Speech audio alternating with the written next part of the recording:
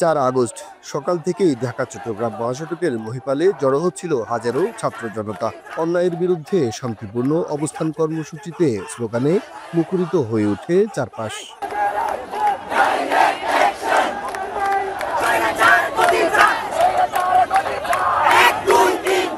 হঠাৎ নিরস্ত্র জনতার উপর চলতে থাকে গুলি।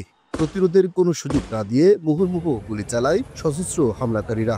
প্রত্যক্ষদর্শীরা বলছেন, এ হামলায় সরাসরি নেতৃত্বে ছিলেন তৎকালীন ফেনী 2 আসনের সংসদ সদস্য নিজামুদ্দিন হাজারী ও তার সহযোগীরা।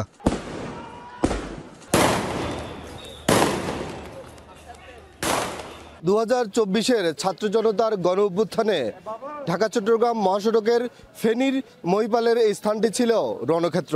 সেদিন এই স্থানে ঝরেছিল 8টি তাজা প্রাণ। সব মিলিয়ে ফেনীতে শহীদের সংখ্যা দাঁড়ায় 11 জন। নামাজ পড়ি, স্লোগান দিচ্ছে মাইক থেকে রেডি, এই মুহূর্তেই ঠাস ঠাস ঠাস ঠাস ঠাস এরকম ভারী অস্ত্রশস্ত্র নিয়ে তারা হামলা করবে আমরা এটা চিন্তাও করি নাই। আমাদেরকে বিদেশি অস্ত্র দিয়ে আমাদের কয়েকজন বাইকে শহীদ করে।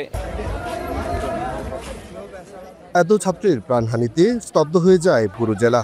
হতাহতরা ছিলেন কলেজ বিশ্ববিদ্যালয়ের সাধারণ শিক্ষার্থী। সেই নারকীয় হামলার 1 বছর পার হলেও গ্রেপ্তার হয়নি মূল হোতা কেউ, উদ্ধার হয়নি হামলায় ব্যবহৃত অস্ত্র। এই যে গুলিগুলো করছে, যাদের কারণে করছে তারা তো হাতের বাইরে, তাদের যেন ধরে যেন ভালোভাবে বিচারটা আমরা যেন পাই। ভাইয়ের মুখটা দেখে একদম রক্তাক্ত অবস্থায়, গুলি লাগার পর মুখটা একদম ভিজে যায় রক্তে, তখন অনেকটা চিনে যাচ্ছিল না। এরপরে ভাইয়াকে আমি অন্যদিকে যে কান্না করতেছিলাম, এরপরে আমি আর আমার চাচু সিদ্ধান্ত নিয়ে যে লাশটা নিয়ে যাব এখান থেকে। আমার দাবি এটা, আমার ছেলের হত্যার বিচার চাই আমি। এদিকে আইনশৃঙ্খলা বাহিনী বলছে, ঘটনার পরপরই 22টি মামলা হয়েছে। এর মধ্যে হত্যা মামলা 7টি, হত্যা চেষ্টা মামলা 15টি, এজাহার নামীয় আসামি 3000, অজ্ঞাত আরও 2000-এর বেশি। গ্রেপ্তার হয়েছে 5 শতাধিক আসামি। অপরদিকে আসামি গ্রেপ্তার ও অস্ত্র উদ্ধার নিয়ে উদ্বেগ প্রকাশ করেছেন বাদীপক্ষের আইনজীবী। এই মামলাগুলো সর্বোচ্চ গুরুত্ব দিয়ে আমরা দেখছি। প্রায় আমাদের আসামির সংখ্যা প্রায় এজাহার নামে এবং অজ্ঞাত সহ প্রায় 3000-এর মতো। আমরা এখন পর্যন্ত প্রায় 500-এর বেশি আসামি আমরা গ্রেফতার করতে সক্ষম হয়েছি, এবং আমাদের যে মামলার যে অন্যান্য তদন্তের যে আনুষঙ্গিক কার্যক্রম সেটিও আমাদের খুব ভালো অগ্রগতি হয়েছে। আমরা আশা করছি একটি মামলা আমরা খুব শীঘ্রই চার্জশিট দিতে পারবো। প্রকাশ্য দিবালোকে যারা সশস্ত্র হামলা চালিয়ে হত্যা করেছে, মূল হত্যাকারী কেউ এখনো গ্রেপ্তার হয় নাই। অনেকেই বিভিন্ন আইনের ফাঁক ফোকর বলিয়ে দেশের বাইরে চলে গেছে।